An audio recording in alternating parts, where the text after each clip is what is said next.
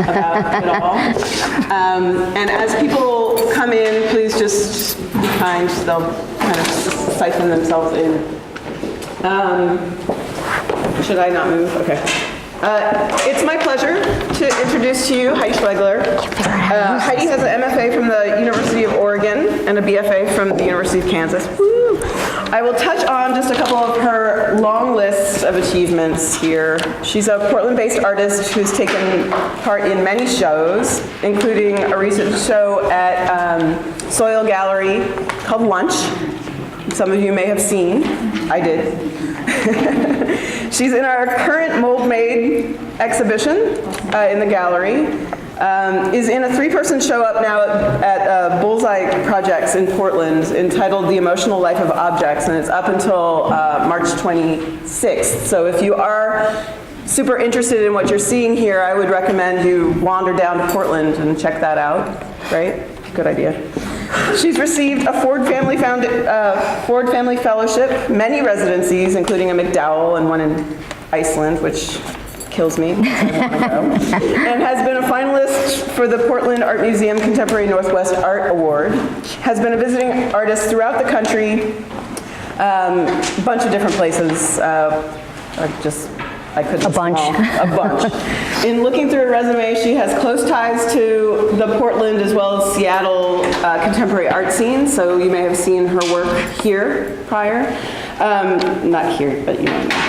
She taught for 7 years at Clackamas, right? Is that how you say that? Was I there 7 years? 7 years, community college, and I say that because we love the community college, as we are one.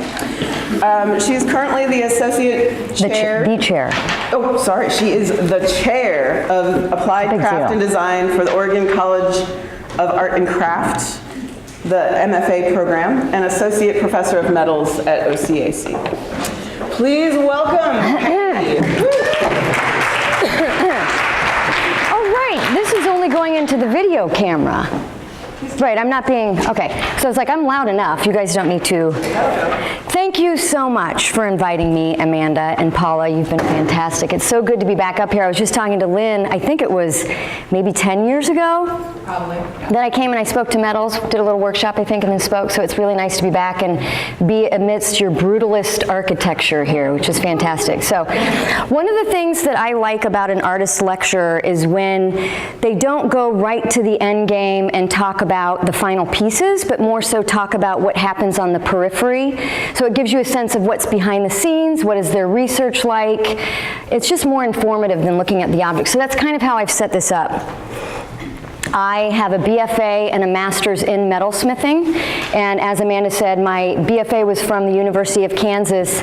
So that basically translates into about 6 years, 7 days a week in that studio trying to master that material. So this is where I learned how to use my hands, and how to use my hands with tools, and how to methodically explore material. So that really did lay the foundation for what my practice is today, like 18 years later.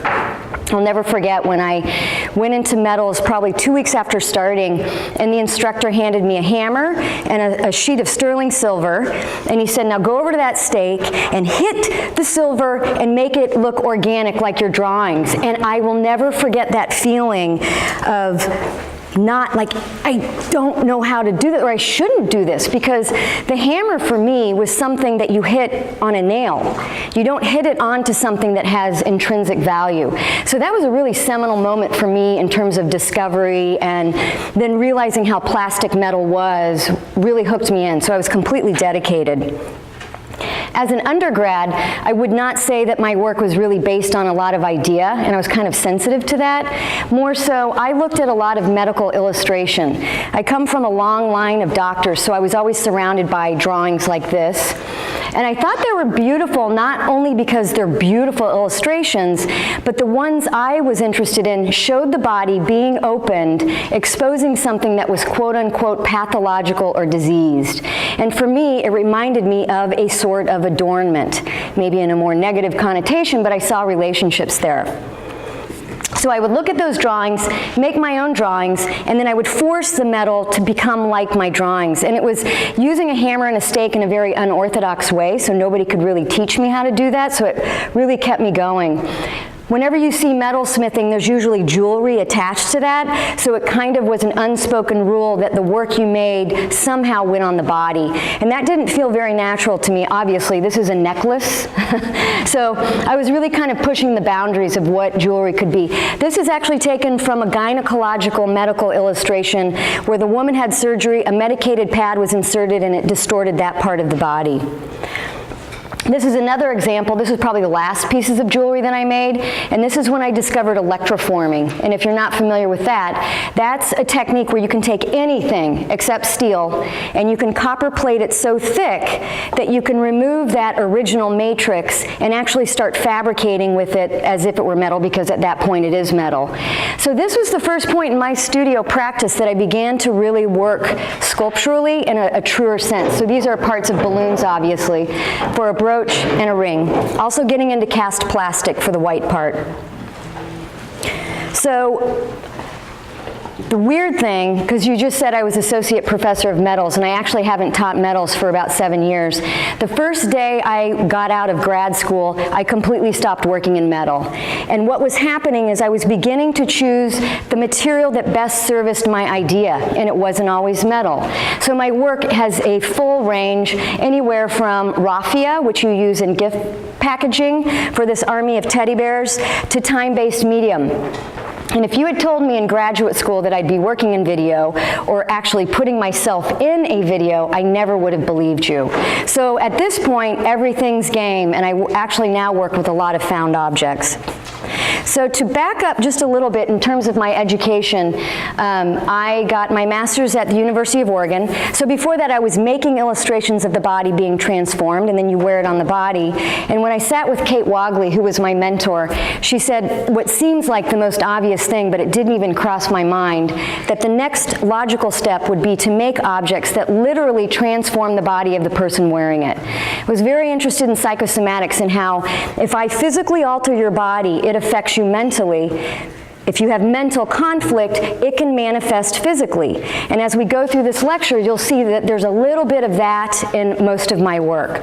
So in transforming the body, I chose the mouth as a site, and I created for 2 years the history of the mouthpiece, which is made up, obviously. So I had to kind of make up a history. So mouth speculum 1, mouth speculum 2, and then there was these smaller 5 spring-loaded pieces called mouthpieces 1 through 5, and the fourth, the final part of the group, were 100 plastic cast mouthpieces. And I wanted them to feel very contemporary, like you could go to Nordstrom's and buy one. So I wanted them to appear as if they were mass-produced, even though each one was individually made. Here again, another seminal moment in my practice. I'm not using metal for the first time, and I'm also using color. So it was very scary and very weird, but after that, I was completely open to potential and what things could be. So then I got a job at the Oregon College of Art and Craft, which was 45 minutes north, or an hour, something like that, hour and 45, teaching and managing the studio. And this was a summer, and maybe some of you from Oregon, or if you were around here, remember, there was a particular summer, maybe around 2003, 2004, where there were a lot of women in the news for having just killed their children in Oregon. And at this time, the internet was used, but it wasn't as prevalent as we see today, so you didn't hear about mothers killing their children that often. So it absolutely horrified me that a mother could decide to have a child and then make that decision to kill it. I was also really obsessed with these real baby dolls. Have you guys ever seen these? They're cast in silicone. They look and feel, they have the weight of an actual baby. They go for thousands of dollars, and most of them are in crying poses. And I was really kind of intrigued by that. Why would somebody want to pay that much money for a perpetually crying child?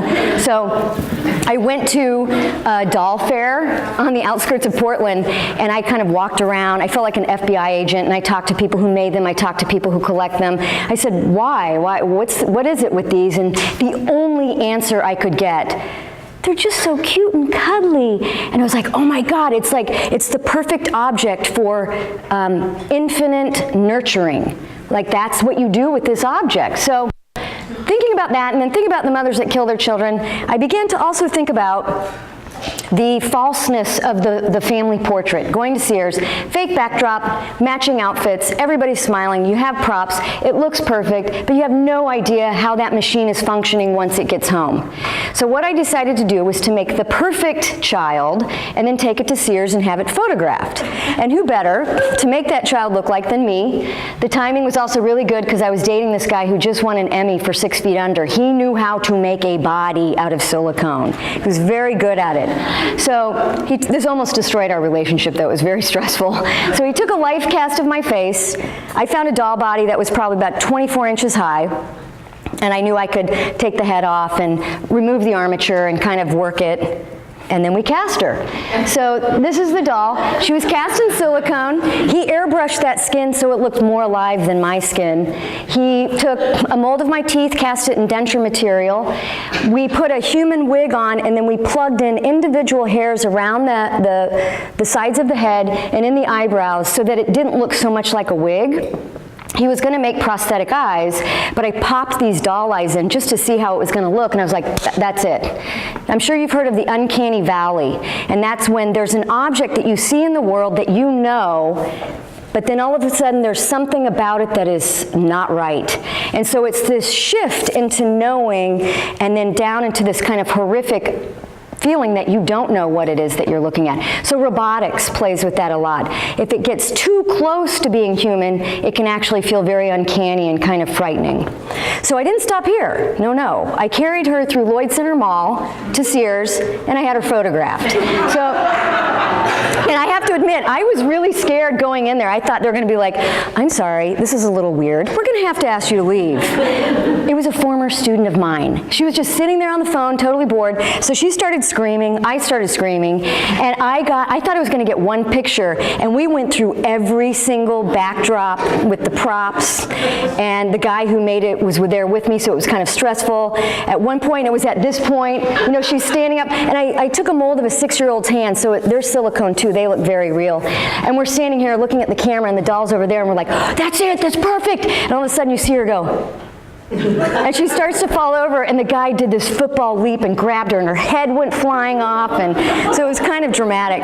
This is probably my favorite image. She looks a little slightly depressed. So we'll go back to that, because I'm going to talk a little bit about iteration when it comes to the doll.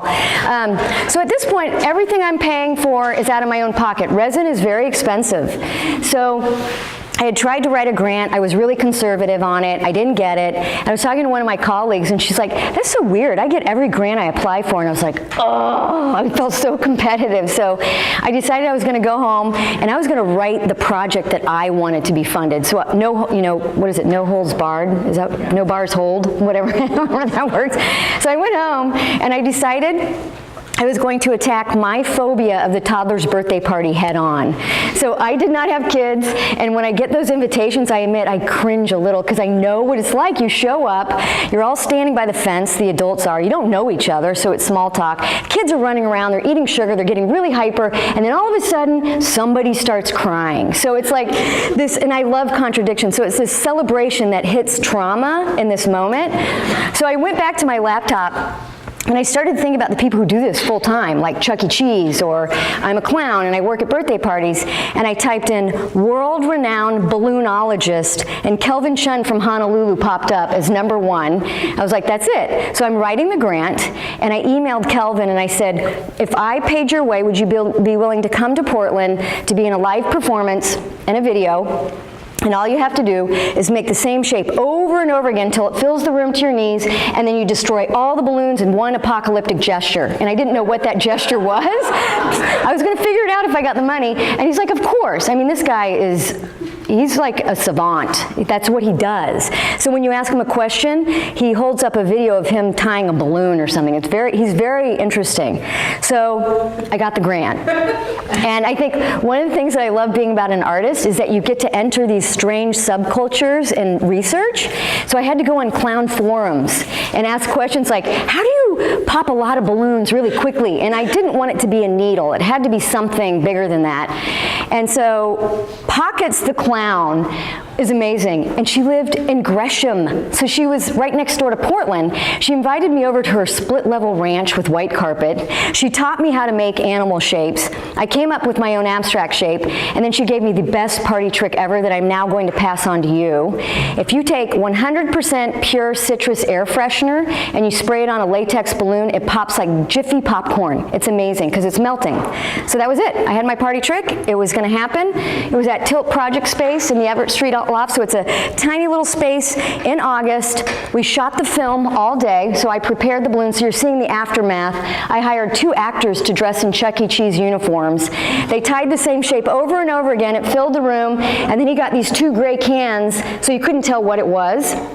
And he bent over like this little robot. And I said, just go about 30 seconds, because the room for the live performance was packed, and the film camera was in front of the door. I had an ex-boyfriend doing the film, an ex-boyfriend doing the video, or the sound. It was very stressful, and they didn't like each other. So you couldn't leave until the performance was over. Do not, in Portland, Oregon, spray something into the air if they don't know what they're breathing in. So I'm on the ground watching this thing happen, and I told him to go like 30 seconds. He turned into that savant thing, and he didn't stop until every single balloon was, people were crawling over each other, trying to get out of the room. I'm going like this. The cameraman, the ex-boyfriend's yelling at me, "You're in the shot!" I mean, it was a disaster. I almost ran down in the kitchenette and put a butter knife in my throat because I thought, my career's over, it's done. And I went outside and everybody was like, wow, I felt like I was in purgatory. So I guess it was successful.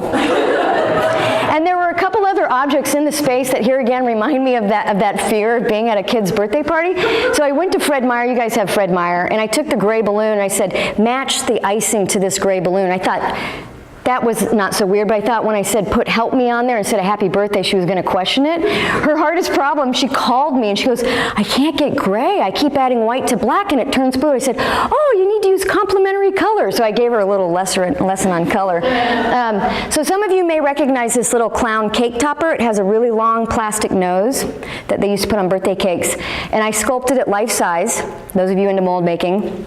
Cast it in white plastic, painted it gold, took it out to the hills of Scappoose and shot off its face with a shotgun. So here again, it's that moment of the celebration and trauma. So around 2009, I had been teaching full-time for about 12 years. I had the same group of friends. My work was starting to feel a little dull. I admit most of my research came from reading rather than lived experience. My studio looks horrible. It was just feeling kind of dead. So I knew I needed to get out. I wanted to stop teaching for a while. I wanted to expand my network. And of course, the only thing that's going to stop you from doing that is money. Well, I had just finished remodeling a house with a friend, sold it, made some money, and I decided rather than put that into my retirement, I'm going to put it right into my practice. I'm going to take a semester off. And I knew that true transformation would probably take about a year. So I started applying to residencies. I got into all of them. It was a year and a half. I needed to find more money. And it was like winning the lottery. It was a very, very good year for me. So Oregon Arts Commission, RAC, and then I got a sabbatical from Oregon College of Art and Craft. So that would have gone a year. It would have been tight, but it was a year. I still needed a year and a half.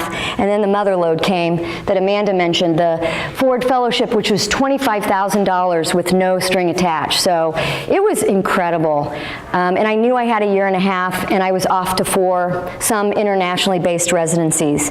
So my first residency was MacDowell, and if that's your first residency, that's horrifying, because it's kind of at the top. And I didn't know what I was doing. First of all, I thought it was a mistake that I got in, but I went for it. So my fear made me completely over-prepare. So I had projects lined up. I shipped all of my tools. It basically took my studio and I shipped it to New Hampshire.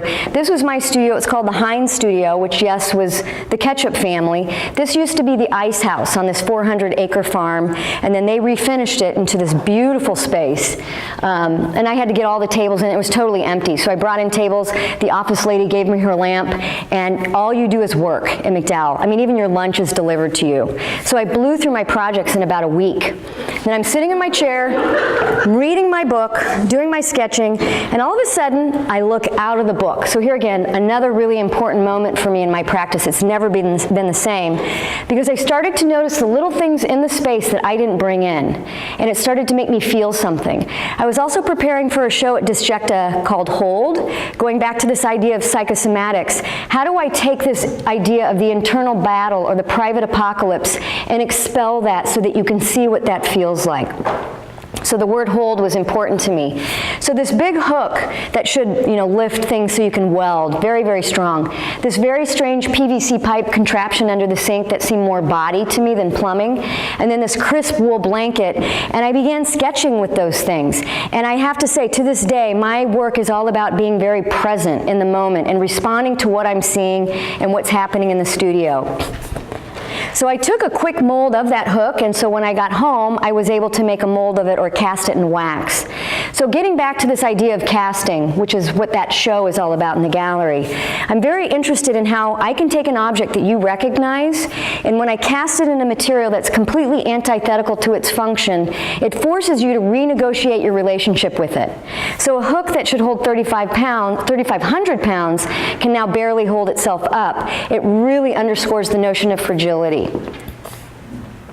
This is like that wool blanket. I took an IKEA bedspread and cast it in concrete, called Popular Delusion. And then I wanted a video in the show.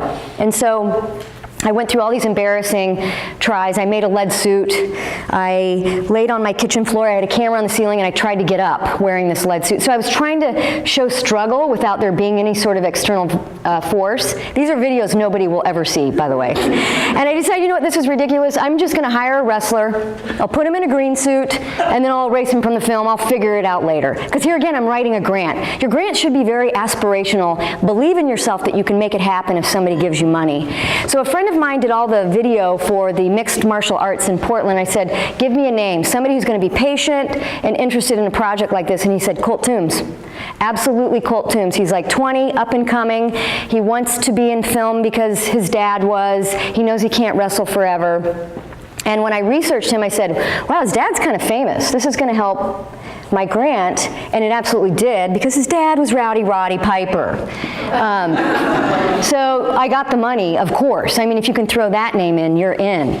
So we were on, and it was like 3 days before I went to China. We got on a green stage. He got the suit on. I didn't train, and I fought for my life for 4 hours. Like, I couldn't lift my arms because 2 things popped at one point. So I had a friend who was the director, and he's shouting, put her in a Nelson, like he's shouting out all these things, and I'm just trying to fight to get out, and Colt's basically just doing this. He's barely even moving. And then when I got to Iceland, I took all this footage, and that's all I had was work time, and I learned Final Cut, and I figured out how to erase him, and you guys can watch the video on my website if you're interested. So I went to Beijing, and I did this on purpose. I wanted 2 very, very different experiences. And I'll tell you, living in a city of 20 million for 2 months and then going right to Iceland in a town of 500 will do that. It was really extreme and absolutely amazing. So in China, of course, you're surrounded by the kitschy mass-produced object. And I admit I am really interested in the aesthetics of the commodified cute and how there is actually a slightly dark side to cuteness.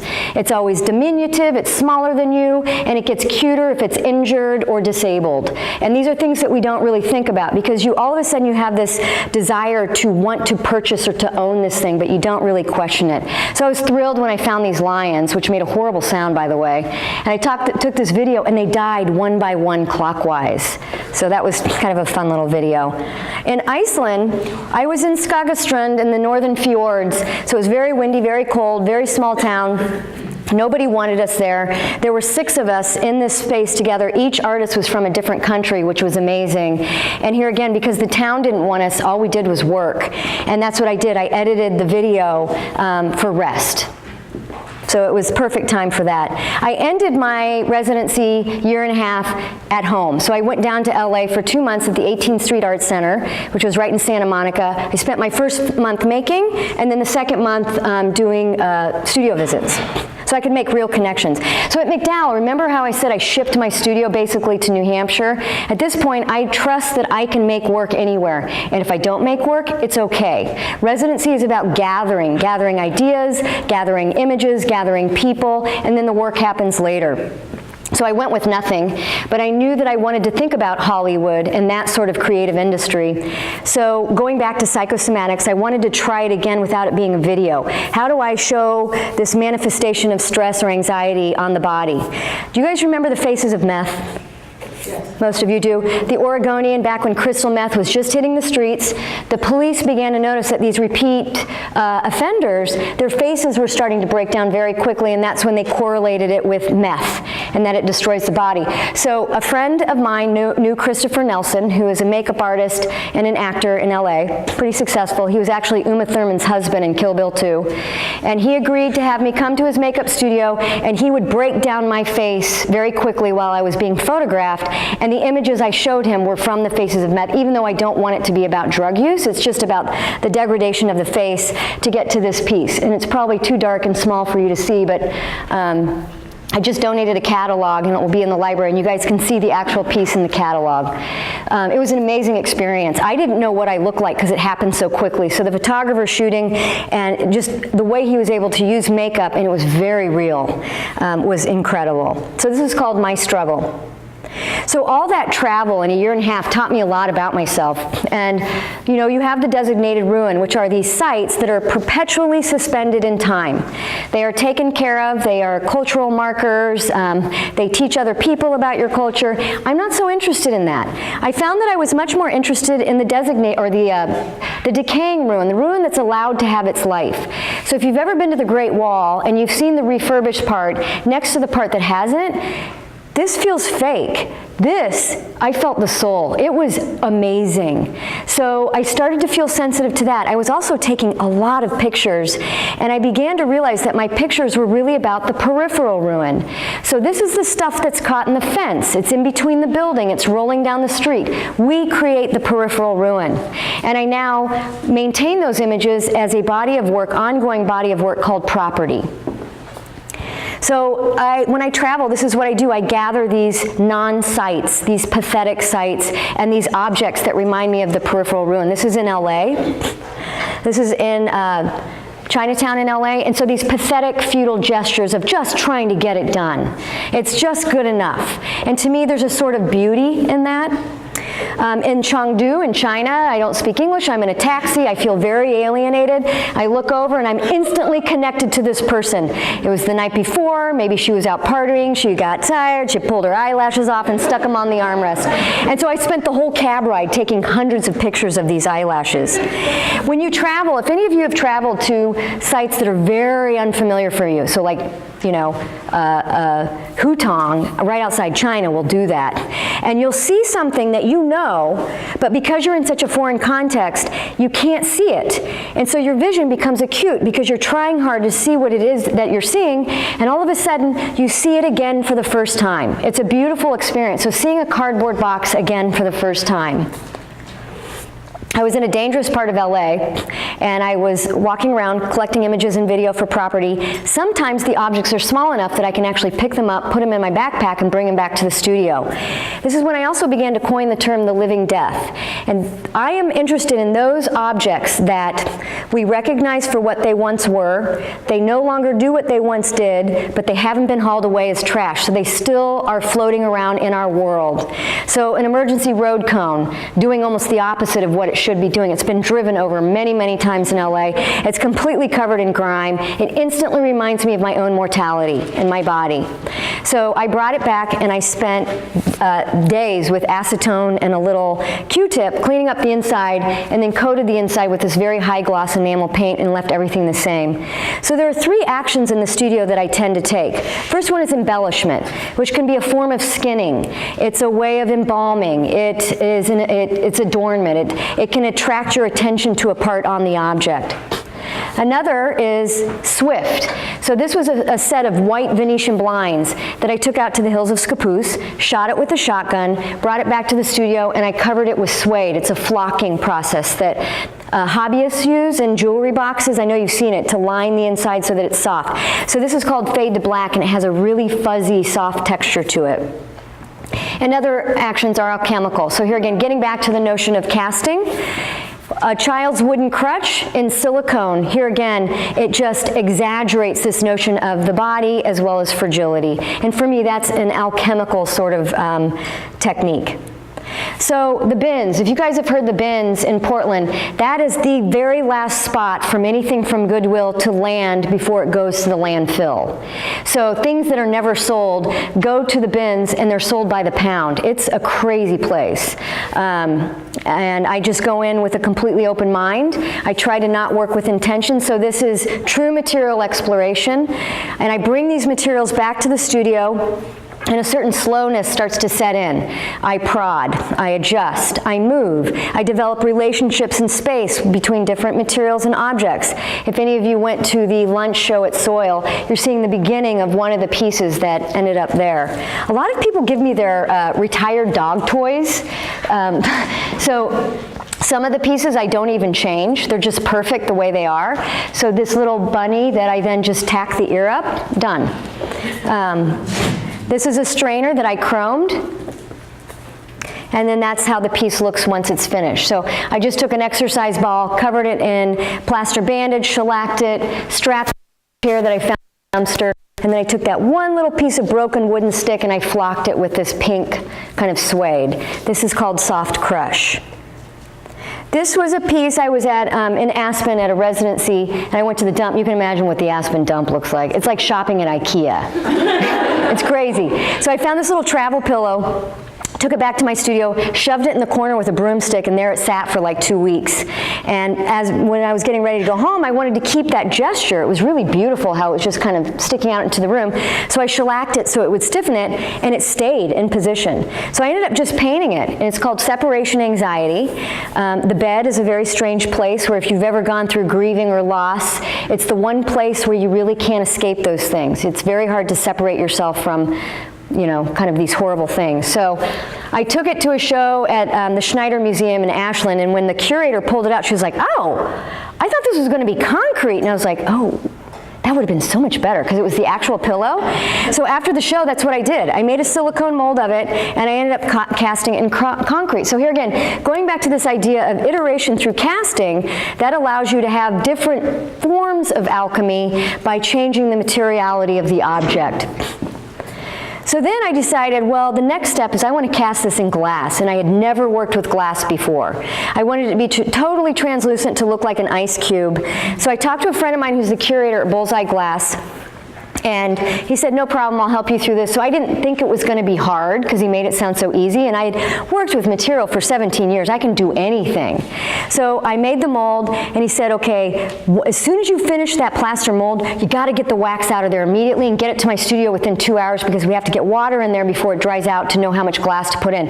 Very, very stressful. So I'm making this huge mold. You steam out the wax with a wallpaper steamer. So it's like 50 pounds. I'm underneath it with the wallpaper steamer trying to get all this wax out, knowing I only had 2 hours, race it over to a studio, get the water in, and then I realized that the process after that is actually really time consuming. Glass is very, very, very particular.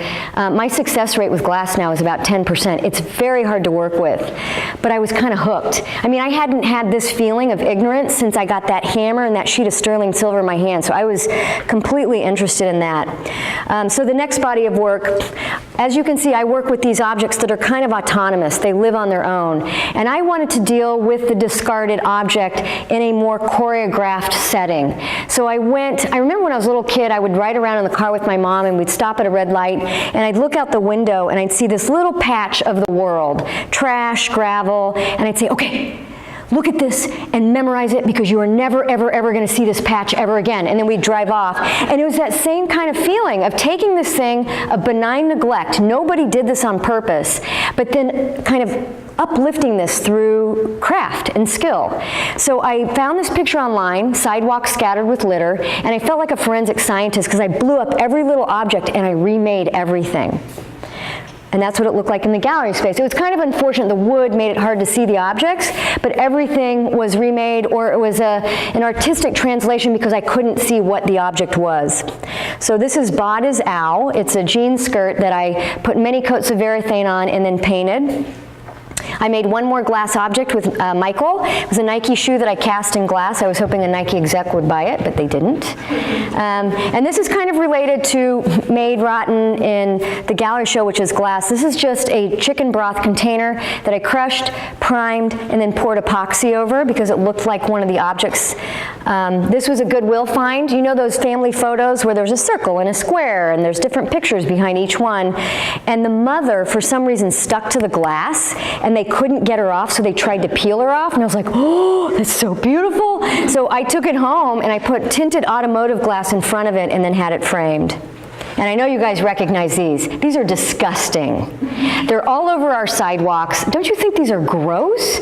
And why do people just throw them on the sidewalk like that isn't gross? So I went out and I took a doggy poop bag and I picked one up and I cast it in sterling silver. Best thing to kind of help yourself get over that. And I was thrilled when the thread actually cast. I could not believe it. Still have it. So after that, my friend Michael said, so Bullseye is starting this residency program. They're interested in artists who maybe don't have a lot of experience with glass. I think you should apply. I was like, all right. And of course, he was the one choosing the artist, so I got it. It's really, networking is real. So the thing about the Bullseye residency, and I've had so much experience at this point, I know when I have a really good thing coming, that it was for a month, 24-hour access. They gave you a key to the factory. Nobody else would be in the building in the middle of the night. You have access to these amazing technicians. You have access to state-of-the-art equipment, their knowledge, and then $1,500 worth of glass. So I went nuts. Beforehand, I was making molds like crazy. I was preparing waxes. I was ready to go. And I have never, ever worked so hard in my life. I was there every day. This is me slightly hysterical in my space. So they gave me a big table, and it was intimidating. These people know their stuff. So it was kind of like starting over again. It was amazing. And I ended up buying a kiln. I was really hooked. So you can see the glove right there. That's in the show. That's the wax. And a huge bowl underneath, that's the reservoir. So when you make the mold, you can imagine there's a big open bowl, and that's where you put the glass. This is a piece that's in the show called Something's Wrong. And here again, it's a work glove that I then kind of filled the undercuts, made a mold of it, and cast it in a flesh-colored glass. So I made 3 molds, tried 3 different colors, put them in the kiln, and when I opened them all up, some of them didn't cast all the way, so you can see the fingers are getting a little bit shorter. And then the black glove, the fingers barely came at all. And I have to admit, at first I was like, God, I failed. And then when I really started to look at them, they were powerful. And I began to realize that the accidents were actually much more interesting than what I thought I wanted. This is what I tell my students all the time. And I forget to do that for myself. It's like, it's good to be ignorant. It's good to push material so far, it fails, and it tells you what it can do. So because this show in the gallery is about casting, I wanted to kind of talk a little bit about the process. So I wanted to cast a pair of jean shorts in glass. So I went to Goodwill, couldn't find the right shorts, so I got jeans, cut off the legs, folded them up, threw them on the floor until I got the gesture that I wanted, stiffened it with like a varathane, and then I had to fill all the undercuts because glass isn't going to want to go into these areas and it would be much more fragile. So this took a lot of time just to prepare it. I then made a silicone mold, which you can kind of see the blue mold underneath the wax, and then I pour wax into that mold, I get that out, and then I make the plaster mold for the glass, and then I steam that out, get the water in there, find out how much glass, put it in the kiln, and these things are in the kiln for at least a week. It takes a long time to temper. So my house is very small, and when I got the kiln, the guy was like, oh, I don't know, I think you might start popping breakers all over the place. I was like, I'm gonna try it before I put all this money into my service. So when you start the kiln, the lights in my house go, because the kiln goes on and off like this, it pulses, and so the lights in my house go, so it's like this pulsing. And at first I was horrified because I was like, am I gonna start a fire? It's like 1,500 degrees out there. But now, after getting through that first one, it's actually comforting because I know the kiln is still running because sometimes it shuts down. So I'm in the house and I'm like, okay, is it on? And I have to look at a light and I'm like, oh good, it's still on. And so that's the piece called Found Wanting. It's kind of hard to see here, but it's this really intense cyan blue. These are just examples of some of the other waxes that I was playing with. Going back to the commodified cute, what happens when I take a bunny, cleave it, and then cast it in glass. Kind of makes you think about maybe more serious things. So that's what it looks like in glass. I think it's kind of funny. It's just face plopped right onto the table. A friend of mine was out in her yard. I get pictures from people, like once I got a text from someone from LA, and she says, "Oh my God, I just ran over a full diaper and it's still stuck to my tire." Totally thought of you, Heidi. I was like, thanks. It was Janine, Paula. I was like, thank you, Janine. So a friend of mine came out to her front yard, and somebody had taken a water bottle and twisted. It was like, were they in a fight? What were they doing? And just threw it in her yard, and she's like, oh, I thought of you. I said, grab that. That is going to be my first glass piece. So I had to fill in all these really intricate undercuts. Can you guys read that that's a twisted bottle? Yeah. So that's the wax, and you're seeing the reservoir, and it took me 20 times because it truly bottlenecked. The glass would freeze at that center point, and I had so many failures because I was coming from the top of the bottle, and then I got smart, like I should have been from the beginning. I came from the big end like you would in metal, and I don't know what I was thinking. Got a perfect cast after that, but it was hard. So this is the last glass piece I'm going to show you, the hardest. It was a road cone. I went through 4. 3 days before the show was installed, I finished it. So now you can see I'm getting much more advanced in terms of mold making. I had to add air vents, I had to sprue, I had to thicken the whole road cone. So it was like sculpting a road cone, basically, to get to this. And so when I got it out, there's this pink bruising in the corner. We never figured out how it happened. I was devastated at first, and now it's my favorite part of the piece. It's like this pinkish bruise. Okay, so not to shock you, but that's the doll. Over time, I made her in 2004, she began to oxidize and turn green. And the art gym invited me to have a retrospective survey of my work last April, and she's like, we gotta have the doll. I was like, well then, we gotta remake the doll. So I had to write a grant because she's very, very expensive to make. I still had a relationship with my ex-boyfriend, he's in Tacoma now, and I knew I was gonna have to remake it, so I put her in the back seat, and we drove. You guys, that's funny. Don't you think that's funny? I don't have children in my car very often, and I could probably do the carpool lane with her because she looks very real.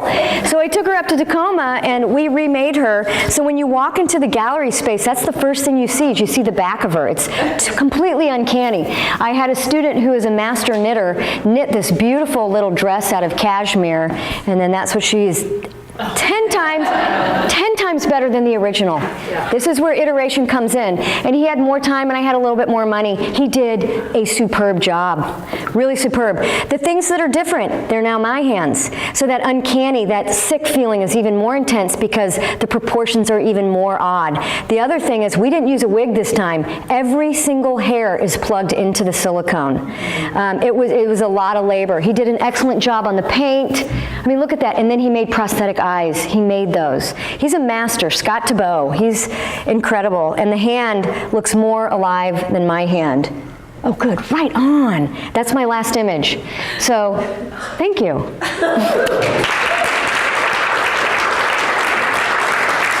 And I'd be happy to ask any questions. If you want to see any of the video work, it's all on my website, plus a bunch of other work. Well, first of all, what is your website? It's just my name, so it's Heidi-Schwegler, HEIDI-SCHWEGLER.com. And I'm just taking casting now, so this may be an obvious for a lot of people, but I'm just kind of curious, how do you go about casting a large object? Some of the size of the clothes that you're... The technique that I use, so if I have an object that's the size of a pillow, I will do a paintable silicone first, so I create a skin that's about 1/4 of an inch thick. I add keys into that, so there are things that are sticking out of the silicone in silicone. And then I make a mother shell out of an ultra cal, which is a very hard plaster. And then so that keeps the silicone in its shape, but it saves you a lot of money. Does that kind of make sense? It's a long, involved process, and I learned from that ex-boyfriend. He was a master at it. It was really amazing to learn. Well, only like 3, but they all have these. It's the same guy. It's the same guy. Any others? Great. Oh, When you were working at Bullseye, and, you know, gave you free access to every body as well as the materials, yeah. how, did they, in your residencies, have you seen a difference between the employees, how cooperative, how helpful they are with you? Does the higher-ups have to communicate to the employees that you are supposed to be there doing your thing, or what? You don't know how right on your question is. It's because that residency was kind of new in terms of having somebody completely ignorant. I don't think they understood their role or what it should be. I didn't understand how much I could ask them for help. And I have to admit, I haven't felt that intimidated or in somebody's space in a long time. That was hard. When I did reach out, of course, they were incredibly helpful and knowledgeable. They have a full-time job though, and they're carrying sheets of glass that are, you know, huge. And I even asked them, because they use huge suction cups to move them. I was like, what would happen if that fell? Thinking it would just break. He goes, oh, it basically would have cut us all off at the knees. So they're stressed out. They're dealing with a lot of money. So I was very sensitive to my role. And if I could do it again, I think I still would have pulled back a lot, just because there was nobody whose job it was to take care of me. And Liaison or... no, and that's fine. That's just the way it is. I'm so grateful for that experience. I can't even tell you. It's an amazing residency. It's an amazing company, amazing people. Do you like thank the people you worked with? I went out and bought like 6 little small bottles of Bullet whiskey, and I passed them around. They were amazing. They were very thankful for that, but yeah. Great. Well, thanks so much, everybody, for coming on your lunch hour. Yep.